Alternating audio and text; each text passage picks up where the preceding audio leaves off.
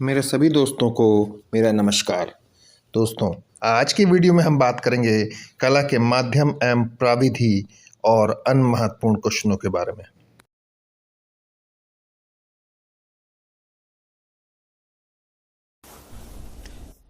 दोस्तों, पहला प्रश्न है, पट चित्रण कहाँ की कला है? उत्तर प्रदेश, बिहार, गुजरात, उड़ीसा। तो दोस्तों, जो पट चित्रण है वो उड़ीसा की कला है। दूसरा है, प्रसिद्ध टीवी प्रोग्राम आर्ट अटैक आता है, या प्रसिद्ध टीवी प्रोग्राम आर्ट अटैक किस चैनल पर आता है? दोस्तों, ये दो प्रकार से क्वेश्चन हो सकता है। तो इसका उत्तर है जी टीवी पर, हंगामा पर, पोगो पर, डिज्नी पर। तो इसका सही आंसर है दोस्तों डिज्नी पर। तीसरा प्रश्न है, किस प्राचीन कला की वास चित्रकला प्रसिद्ध है? तो दोस्तों, किस प्राचीन कला की वास चित्रकला प्रसिद्ध है? ग्रीक, मिस्र, असीरिया, चीन। तो दोस्तों, इसका पहला उत्तर सही होगा ग्रीस। चौथा है, लेटेक्स का प्रयोग कहां किया जाता है? जूट निर्माण में, रबर निर्माण में, कैनवस निर्माण में, गोंद के रूप में। तो दोस्तों, जो लेटेक्स का जो प्रयोग है वो रबर निर्माण में किया जाता है। बौद्ध भिक्षु कहां रहते थे? तो दोस्तों, बौद्ध भिक्षु कहां रहते थे? बिहार में, मंडप में, बस्तियों में, गर्भ में। तो जो दोस्तों, जो बौद्ध भिक्षु थे वो बिहार में रहते थे। अजंता की चैत्य गुफा थी। छठा प्रश्न है, अजंता की चैत्य गुफा थी। दोस्तों, जो अजंता की जो चैत्य गुफा थी वो थी पूजा उपासना का स्थान। तो इसमें चार ऑप्शन है। पूजा उपासना का स्थान, बौद्ध भिक्षुओं का निवास स्थान, स्नान स्थल और आमोद प्रमोद का साधन। तो इसमें पहला ऑप्शन इसका सही होगा, पूजा उपासना का स्थान। चैत्य किसे कहते हैं? पूजा घर, निवास स्थान, गर्भगृह, गैलरी। तो दोस्तों, जो चैत्य है वो पूजा घर को कहा जाता है। आठवां है, किस वेद में चमड़ी पर अग्नि के देवता के चित्र उल्लेख है? या किस वेद में चमड़े पर अग्नि के देवता के चित्र उल्लेखित है? अथर्ववेद, यजुर्वेद, सामवेद, ऋग्वेद। तो दोस्तों, ऋग्वेद में जो है वो चमड़े पर अग्नि देवता के चित्रों का उल्लेखन है। नौवां, सबसे ऊंची बुद्ध की मूर्ति जो हाल में ध्वस्त की गई थी कहां स्थित थी? काबुल, कुंदल, बामियान, कैसर। तो दोस्तों, जो सबसे ऊंची जो बुद्ध की मूर्ति थी वो बामियान में थी। 10वां है, एक ऐसे नेता का नाम बताइए जिसने अपनी जीविका का प्रारंभ एक कार्टून चित्रकार के रूप में किया था। आर के लक्ष्मण, बाल ठाकरे, वीपी सिंह, आई के गुजराल। तो दोस्तों, जो बाल ठाकरे थे उसने अपनी जीविका का प्रारंभ एक कार्टूनिस्ट के रूप में किया था। 11वां है, श्री आर के लक्ष्मण किस रूप में प्रसिद्ध हैं? वास्तुकार, कार्टूनिस्ट, उपन्यासकार, सज्जाकार। तो दोस्तों, जो आर के लक्ष्मण है वो एक कार्टूनिस्ट के रूप में प्रसिद्ध हैं। 12वां है, भगवान बुद्ध ने पहला उपदेश कहां दिया था? भगवान बुद्ध ने अपना पहला उपदेश सारनाथ में दिया था।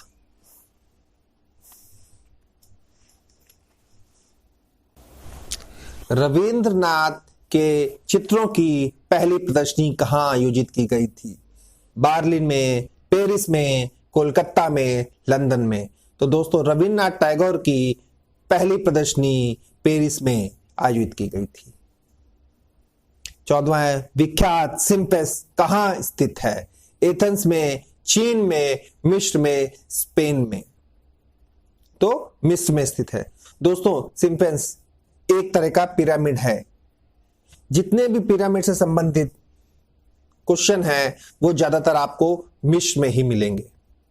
टेराकोटा के लिए कौन सी जगह प्रसिद्ध है? मथुरा, बस्तर, गोरखपुर, जौनपुर। तो दोस्तों, टेराकोटा के लिए गोरखपुर प्रसिद्ध है। 16वां, विश्व का सबसे बड़ा स्तूप कहां स्थित है? दोस्तों, ये क्वेश्चन पिछले कई एग्जामों में आ चुका है कि विश्व के सबसे बड़ा स्तूप कहाँ स्थित है। तो विश्व का सबसे बड़ा स्तूप जो है वो जावा में स्थित है। प्रथम भारतीय महिला चित्रकार थी ललिता लाजमी, अमृता शेरगिल, गौरी भंज और सुनैनी देवी। तो दोस्तों जो प्रथम भारतीय महिला चित्रकार थी वो सुनैनी देवी थी। रुचिका आर्ट गैलरी स्थित है, या रुचिका आर्ट गैलरी कहाँ स्थित है? गोवा में, पुणे में, मुंबई में, मद्रास में। तो दोस्तों जो रुचिका आर्ट गैलरी है वो गोवा में स्थित है। 19 है, कारखाना शब्द किस शैली से संबंधित है? दोस्तों ये प्रश्न भी पिछले कई एग्जामों में पूछा जा चुका है। भित्चित शैली, मिनिएचर शैली, इजर शैली, पांडुलिपि शैली। तो दोस्तों जो कारखाना शब्द है वो मिनिएचर शैली से संबंधित है। हाड़ा राजाओं की राजधानी रही है मेवाड़, बीकानेर, जयपुर और बूंदी। तो दोस्तों हाड़वा राजा की जो राजधानी रही है वह बूंदी रही है। अगला प्रश्न है, सवाई मान सिंह द्वारा बनाया गया जंतर मंतर। तो दोस्तों जो सवाई मान सिंह द्वारा बनाया गया था जंतर मंतर वो कहाँ है? जयपुर, पटना, हैदराबाद, बड़ौदा। तो जयपुर में है। 22वां, किस नगर को गुलाबी नगर कहते हैं? दोस्तों किस नगर को गुलाबी नगर कहते हैं? या इसमें इस तरह भी हो सकता है, किस शहर को गुलाबी शहर कहते हैं? जयपुर, दिल्ली, लखनऊ और बनारस।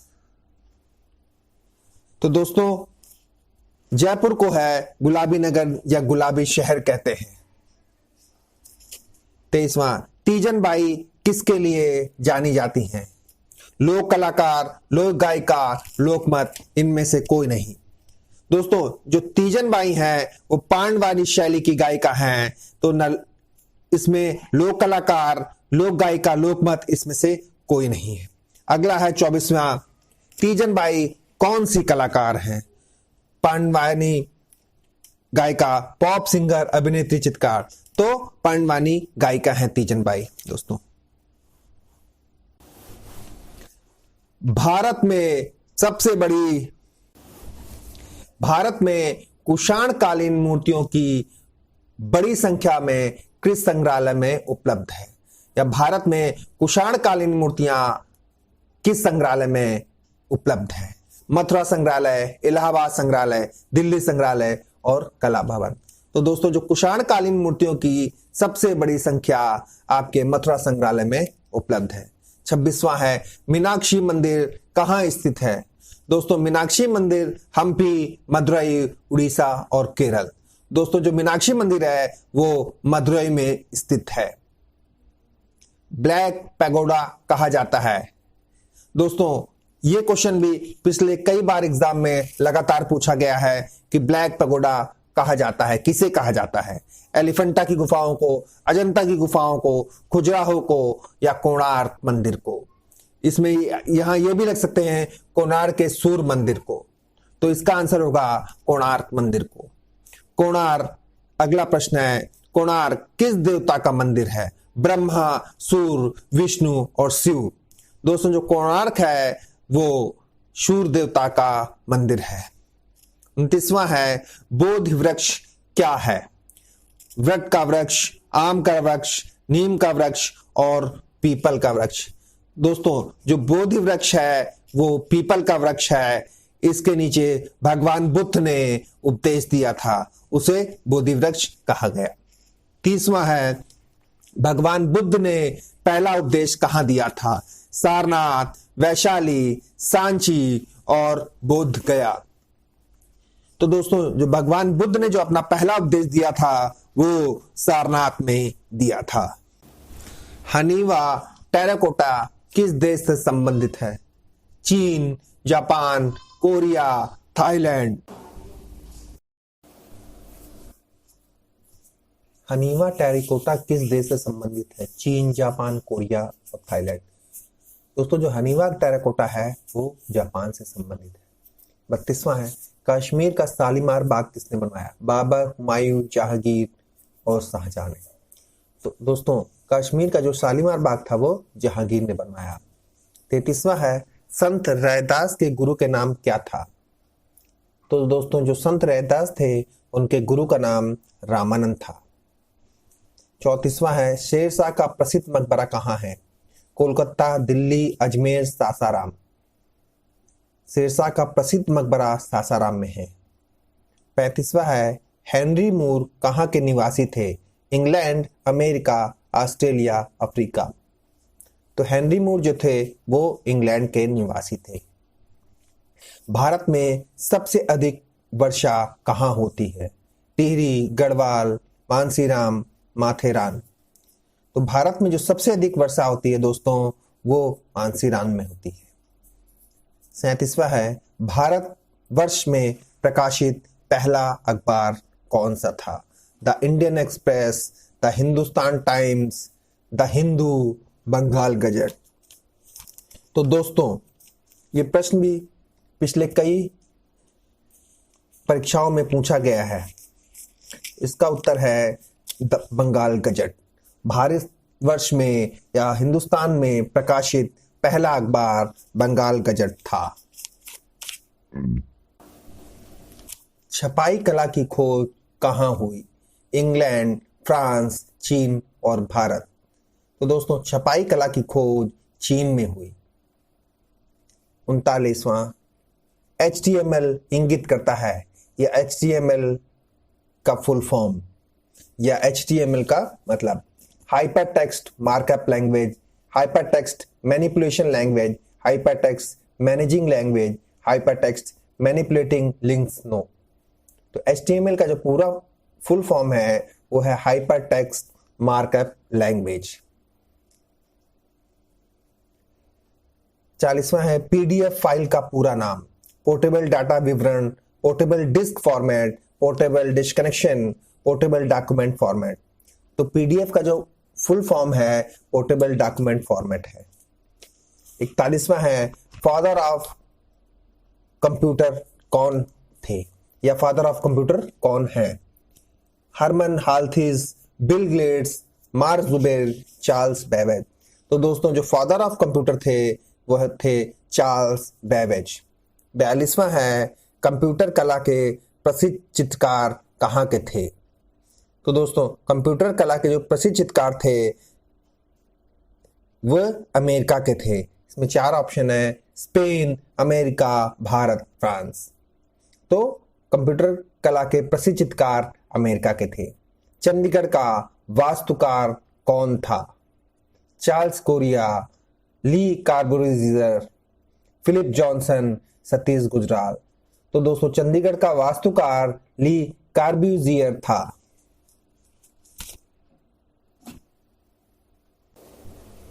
अगला प्रश्न है दोस्तों 44वां, रामधारी सिंह दिनकर को किस ग्रंथ के लिए ज्ञानपीठ पुरस्कार मिला?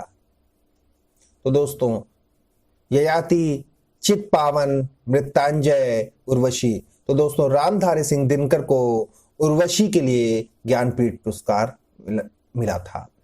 45वां है, सुमित्रा नंदन पंत क्या थे? सुमित्रा नंदन पंत क्या थे? चित्रकार, मूर्तिकार, कवि और संगीतकार। तो दोस्तों सुमित्रा नंदन पंत थे वे एक कवि थे। 46वां है, किस नगरी को पीतल की नगरी कहा जाता है? तो दोस्तों किस नगरी को पीतल की नगरी या किस शहर को पीतल का नगरी कहा जाता है? फिरोजाबाद, फर्रुखाबाद, मुर्शिदाबाद, मुरादाबाद। तो मुरादाबाद को पीतल की नगरी कहा जाता है। 47वां है, भारतीय ग्रंथ बृहत संहिता के रचयिता कौन है? बाणभट्ट, कल्हण, कालिदास, वारामिहिर। तो दोस्तों भारत ग्रंथ बृहत संहिता के रचयिता वारामिहिर हैं। 48वां है, भारत की प्रथम महिला राज्यपाल कौन थी? राधाबाई, रोज मिलेनियम, अन्ना जाट, सरोजिनी नायडू।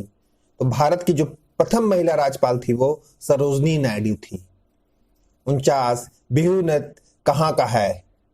उड़ीसा, आसाम, मणिपुर, छत्तीसगढ़। तो दोस्तों जो बिहू नृत्य है वो आसाम का है।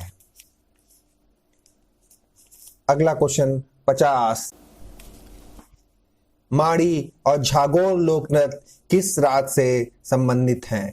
झारखंड, उत्तराखंड, गोवा और छत्तीसगढ़। तो दोस्तों जो माड़ी और झागोर लोकनृत्य हैं वो गोवा से संबंधित हैं। कला के माध्यम एवं प्रविधि। 18वीं सदी में जल रंग का प्रारंभ इंग्लैंड में हुआ।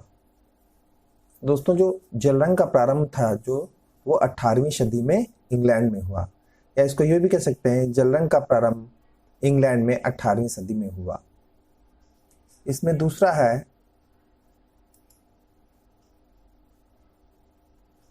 जल रंग चित्रण के पितामह पाल सैंड बाई माने जाते हैं।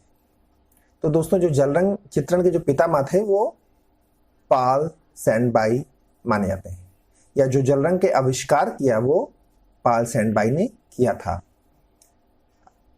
अगला, चित्रकला में जल एवं तेल दोनों माध्यम का प्रयोग किया जाता है। तो चित्रकला है दोस्तों उसमें तेल एवं जल या जल एवं तेल दोनों माध्यमों का प्रयोग होता है। जल रंग ट्यूब, टिकिया एवं शीशे में मिलते हैं। दोस्तों जो जल रंग है वो ट्यूब, टिकिया और शीशे में मिलते हैं। जल रंग के लिए खुदरा धरातल उपयुक्त होता है। जल रंग होता है उसके लिए कैसा धरातल उपयुक्त होता है? कई बार ये क्वेश्चन पूछा है कि जल रंग के लिए कौन सा धरातल या कैसा धरातल उपयुक्त होता है। तो दोस्तों जो जल रंग है उसके लिए खुदरा धरातल उपयुक्त होता है।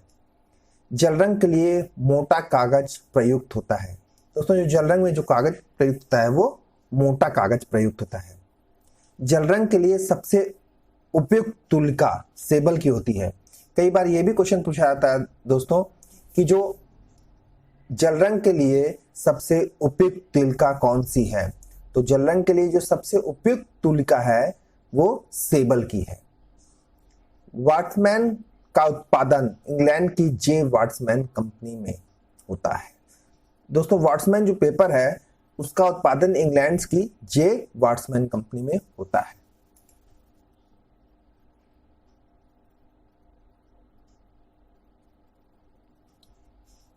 निर्माण की दृष्टि से रंगों को दो भागों में बांटा जा सकता है, या निर्माण की दृष्टि से दोस्तों हम रंगों को दो भागों में बांट सकता है। पहला कार्बनिक रंग या कार्बनिक वर्ण, दूसरा अकार्बनिक वर्ण। पहला जो कार्बनिक रंग है वे रसायन तत्वों, पशु एवं वनस्पतियों से प्राप्त होते हैं।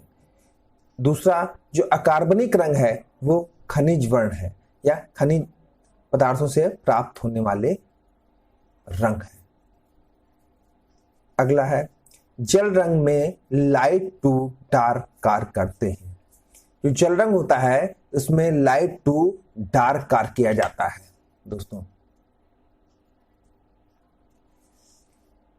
जल रंग में कागज को हाईलाइट दिखाने के लिए कागज को श्वेत छोड़ देते हैं।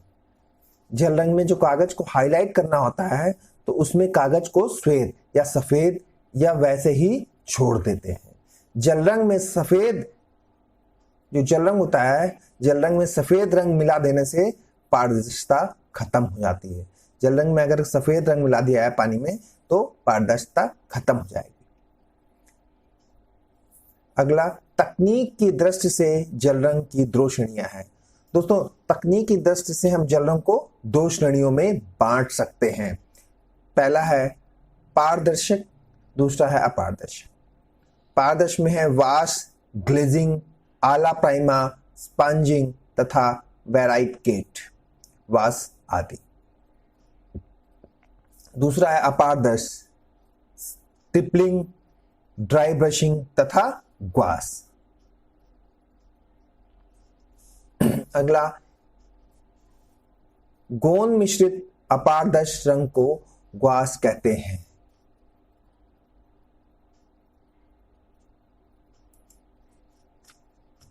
गोंद मिश्रित अपारदर्शक रंग को ग्वाश कहते हैं। टेक्सचर, जो टेक्सचर है, अगला टेक्सचर धरातल का एक गुण है। टेक्सचर जो है वो धरातल का गुण है। ये दो प्रकार का होता है, कृत्रिम और प्राकृतिक। कृत्रिम टेक्सचर में कैनवास, कपड़ा और कागज का उपयोग होता है। प्राकृतिक टेक्सचर में लकड़ी तथा पत्थर उपयोग पत्थर आदि का उपयोग होता है। दोस्तों, भारत में जो वाच चित्रण का प्रारंभ माना जाता है वो बंगाल स्कूल से माना जाता है। कई बार एग्जाम में ये काफी बार पूछा गया है कि भारत में वाच चित्रण की शुरुआत कहाँ से हुई। तो भारत में जो वाच चित्रण की शुरुआत हुई थी वो बंगाल स्कूल से मानी जाती है। वाच चित्रण का प्रारंभ भारत में बंगाल स्कूल से माना जाता है। वाच पेंटिंग की रंग योजना धूमिल होती है। दोस्तों, जो वाच पेंटिंग जो होती है उसकी योजना जो है धूमिल होती है।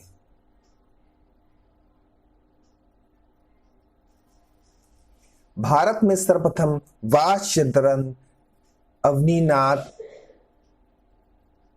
टैगोर ने या ठाकुर ने प्रारंभ किया था। भारत में जो वाच चित्रण की शुरुआत की थी वो अवनींद्रनाथ ठाकुर ने की थी। अगला, तेल रंगों का आविष्कार आयग बंधुओं ने किया। तेल रंगों का जो आविष्कार था वो आयग बंधुओं ने किया। आयग बंधुओं के नाम क्या थे? जॉन वॉन आइक, एम हर्बर्ट वॉन आइक। ये आयग बंधुओं का पूरा नाम है। तेल रंग के लिए खुदरा धरातल सबसे उपयुक्त होता है। जैसे कि जल रंग में खुदरा धरातल उपयुक्त होता है, वैसे ही तेल रंग के लिए भी खुदरा धरातल सबसे उपयुक्त होता है। अगला है, तेल रंग में ब्रिसल एंड सेबल की तुलकाओं का प्रयोग होता है। तो तेल रंग है उसमें ब्रिसल एंड सेबल की तुलकाओं का प्रयोग होता है। तेल चित्रण का माध्यम तारपीन का तेल, अलसी का तेल और वार्निश है। जो तेल चित्र का माध्यम है उसमें तारपीन का तेल, अलसी और वार्निश का उपयोग किया जाता है। कोपल वार्निश तेल चित्रण के लिए सबसे श्रेष्ठ है। कभी कभी एग्जाम में पूछ लेते हैं कि तेल चित्रण के लिए सबसे उपयुक्त या सबसे श्रेष्ठ वार्निश कौन सी है, तो कोपल वार्निश है। तारपीन तथा अलसी का तेल की मात्रा आधा आधा होनी चाहिए। दोस्तों, जब हमें वार्निश का उपयोग करना होता है, अगला है, जब चित्र पूरा सूख जाए तब चित्र पर वार्निश करना चाहिए। अगला,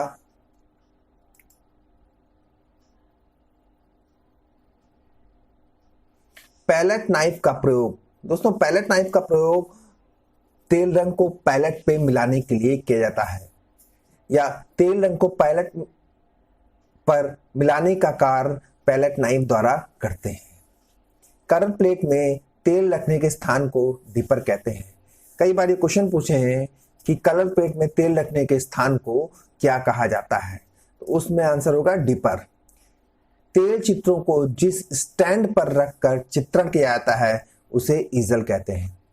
दोस्तों, तेल चित्रण में जिस स्टैंड पर रखकर चित्रण किया जाता है उसे ईजल कहते हैं। तेल चित्रण में डार्क टू लाइट कार्य होता है। दोस्तों, जल रंग में था लाइट टू डार्क कार्य होता है और तेल चित्रण में डार्क टू लाइट का होता है। चीड़ से प्राप्त लीसा को तारपीन का तेल कहते हैं। तो चीड़ का जो वृक्ष है उससे जो लीसा प्राप्त होती है उसे तारपीन का तेल कहते हैं। स्कम्बलिंग, ड्राई ब्रशिंग तथा ब्रोकन कलर तेल चित्रण की तकनीक है। दोस्तों, स्कम्बलिंग, ड्राई ब्रशिंग और ब्रोकन कलर तेल चित्रण की एक तकनीक है। तेल रंगों को मोम के साथ मिश्रित कर लगाने की प्रक्रिया एनकॉस्टिक कहलाती है। अगला, सूखे रंग 3 प्रकार के होते हैं, चारकोल, पेंसिल और पेस्टल। जो सूखे रंग होते हैं दोस्तों वो 3 प्रकार के होते हैं, चारकोल, पेंसिल और पेस्टल।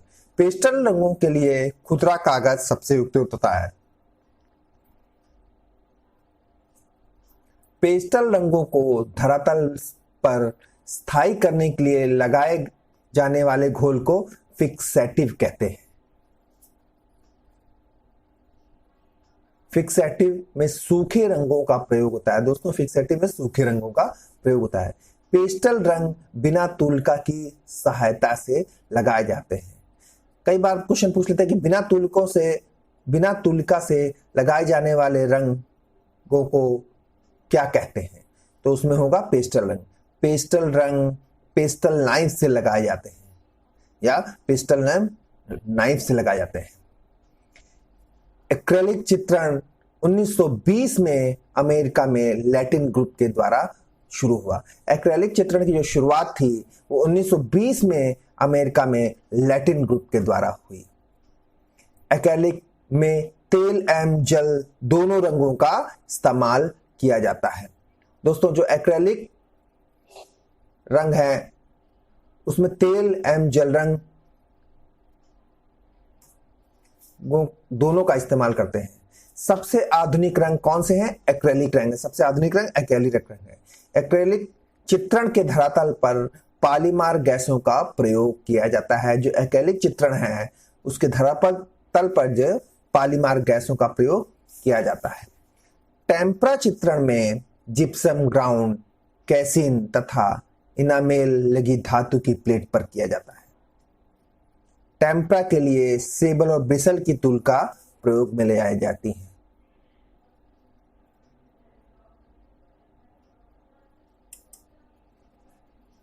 कागज की कतरन को कोलास कहते हैं। कई बार यह प्रश्न आया है, कोलास किसे कहते हैं? तो कागज की कतरन को कोलास कहते हैं। कोलास की और भी डेफिनेशन हो सकती है, लेकिन बस हम यहां पर सिर्फ यही इंगित करते हैं। रंगों को मिश्रित करने वाली प्लेट को रंग पैलेट कहते हैं। रंगों को जिस चीज पे या जिस प्लेट पे मिश्रित किया जाता है उसे रंग पैलेट कहते हैं। एक धरातल पर अंकन कर दूसरे पर छापने की तकनीक ग्राफिक कहलाती है। एक धरातल पर अंकन कर दूसरे पे छापने की प्रक्रिया ग्राफिक कहलाती है। एचिंग ग्राफिक में एक छपाई पद्धति है। एचिंग जो है वो ग्राफिक की एक छपाई की टेक्निक। राजा रवि वर्मा ने भारत में छापा कला की शुरुआत की। दोस्तों, जो भारत में छापा कला की शुरुआत हुई थी वो राजा रवि वर्मा ने की थी। ग्राफिक के अंतर्गत एचिंग, वुडकट और एनग्रेविंग प्रविधि आती है। वुडकट लकड़ी की शीट जिस पर ड्राइंग करके प्रिंट लिए जाते हैं उसे वुडकट कहते हैं। एचिंग के प्रथम अंकन को इंटैग्लियो कहते हैं। एचिंग का जो प्रथम अंकन है उसको इंटैग्लियो कहते हैं। एचिंग की कॉपर प्लेट से लगभग 1000 प्रिंट बनाए जा सकते हैं। दोस्तों, ये क्वेश्चन कई बार पूछा गया है कि एचिंग की कॉपर प्लेट से कितने प्रिंट बनाए जा सकते हैं। लिथोग्राफी की खोज 18वीं सदी में अलायसेनफेल्डर ने की। कलाकार की जिस रचना की प्रविधि को तकनीक कहते हैं। अगला, कैनवस क्लॉथ को फ्रेम पर कसने के बाद उस पर अस्तर की लगाई जाने वाली परत को भूमि बंधन कहते हैं। अगला, भूमि बंधन की साइजिंग और प्राइमिंग दो क्रियाएं हैं। दो रंगों का कैनवस पर ब्रश से मिश्रित करने को ब्लेंडिंग कहते हैं। दोस्तों, दो रंगों को कैनवस पर जब ब्रश द्वारा मिश्रित करते हैं उसको ब्लेंडिंग कहते हैं।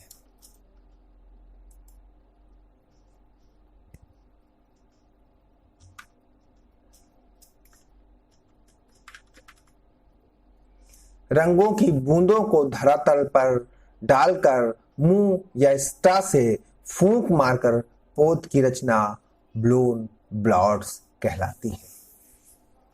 अगला, ड्राई ब्रशिंग सूखे धरातल पर बिना तेल के रंगों को तुलिका से लगाए जाना होता है। जो ड्राई ब्रशिंग करते हैं वो बिना तेल की सहायता से कलर को जमीन पर डालकर लगाया जाता है।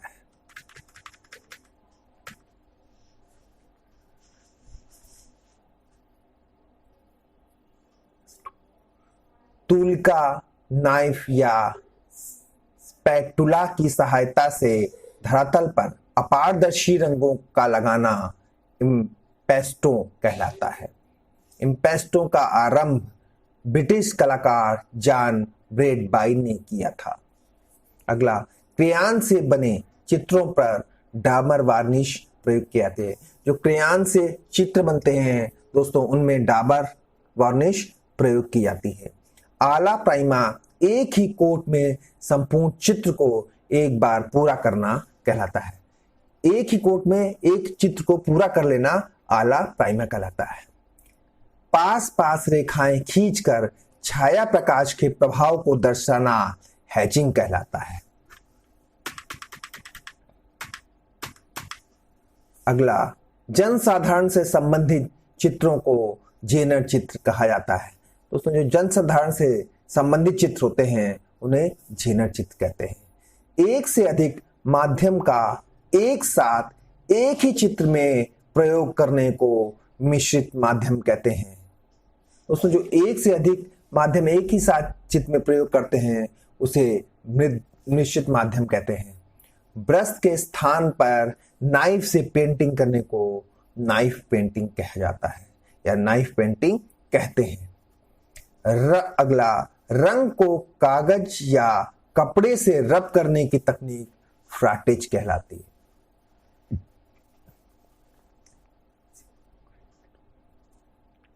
अगला, सिग्राफिटो का विकास 13वीं सदी में यूरोप में हुआ। अगला, नीचे वाली रंग की परत को खुरचना सिग्राफिटो कहलाता है। सिग्राफिटो में जिस टूल से प्रथम अंकन किया जाता है उसे स्टाइलस कहते हैं।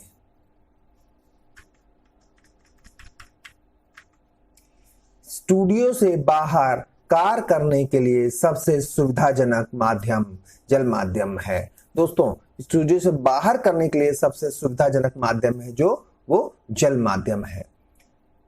अगला, धातुओं से रंग 18वीं सदी में बनाए गए। दोस्तों, जो धातुओं से जो रंग बनाए गए वो 18वीं सदी में बनाए गए। अगला, गेरू खड़िया व कोयला प्रागैतिहासिक काल में प्रयुक्त रंग है। दोस्तों, जो प्रागैतिहासिक काल के जो प्रयुक्त रंग होते थे वो गेरू खड़िया और कोयला थे।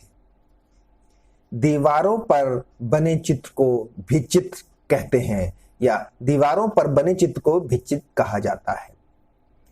भित्तिचित्रण की परंपरा इतिहासकारों के अनुसार अजंता से प्रारंभ होती है, या इतिहासकार जो मानते हैं कि भित्तिचित्रण की जो परंपरा या भित्तिचित्रण प्रारंभ हुआ वो अजंता से हुआ।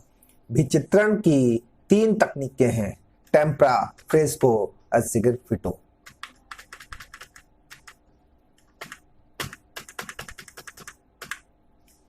फ्रेस्को भित्तिचित्रण की एक विधि है। फ्रेस्को चित्रण में भित्तिचित्रण की वह तकनीक है जिसमें प्लास्टर गीला होने पर रंग लगाया जाता है।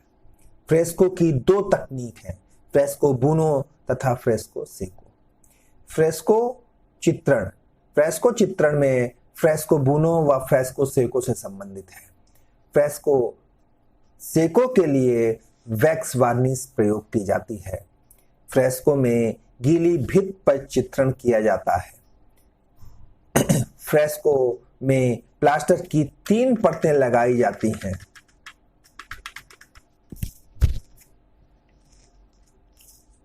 मोम लगाकर कपड़ा रंगने की तकनीक बाटिक कहलाती है। तो दोस्तों, मोम लगाकर जो कपड़ा रंगाता था वह तकनीक बाटिक कहलाती है। बाटिक में मोम का प्रयोग किया जाता है। इसमें एक बार में एक ही रंग का प्रयोग करते हैं। जो बाटिक होता है उसमें मोम का प्रयोग करते हैं और एक बार में एक ही रंग लगाया जाता है। बाटिक में क्रैक लाने के लिए पैराफिन वैक्स का प्रयोग अधिक करते हैं। जो बाटिक कलर्स होते हैं, जो बाटिक होता है उसमें क्रैक्स लाने के लिए पैराफिन वैक्स का अधिक प्रयोग करते हैं। बाटिक बंधन में बाटिक का प्रयोग किया जाता है। जावा निवासी टिजांटिंग से मोम लगाते थे। जो जावा निवासी थे वो टिजांटिंग से मोम लगाते थे। टाई एंड डाई को जापान में शिबोरी कहते हैं। टाई एंड डाई को जापान में शिबोरी कहते हैं। छाया एवं प्रकाश का संतुलित प्रयोग चिरोस्क्यूरो कहलाता है। छाया एवं प्रकाश का संतुलित प्रयोग चिरोस्क्यूरो कहलाता है। ये क्वेश्चन कई बार पूछा गया है। चिरोस्क्यूरो का प्रारंभ लियोनार्ड दा विंसी ने किया था। 1662 में प्रथम ग्रेफाइट की पेंसिल बनी। दोस्तों कई बार पूछ लेते हैं यस कि प्रथम ग्रेफाइट पेंसिल कब बनी, तो प्रथम ग्रेफाइट पेंसिल 1662 में बनी। अच्छी पेंसिल के लिए सेडार की लकड़ी प्रयुक्त मानी जाती है। अगला, अलसी व पापी के तेल के साथ जब रंग का प्रयोग फैट कहलाता है। दोस्तों अलसी और पापी के तेल के साथ तेल रंग का प्रयोग फैट कहलाता है। श्वेत स्फीत और तारपीन के साथ तेल रंगों का प्रयोग करना को लीन कहते हैं। अलसी और पापी के साथ तेल रंग प्रयोग करेंगे तो उसे फैट कहते हैं। श्वेत स्फीत और तारपीन के साथ तेल प्रयोग करेंगे तो उसे लीन कहते हैं। लिथोग्राफ, पत्थर के ऊपर ड्राइंग करके प्रिंट लेने को लिथोग्राफ कहते हैं।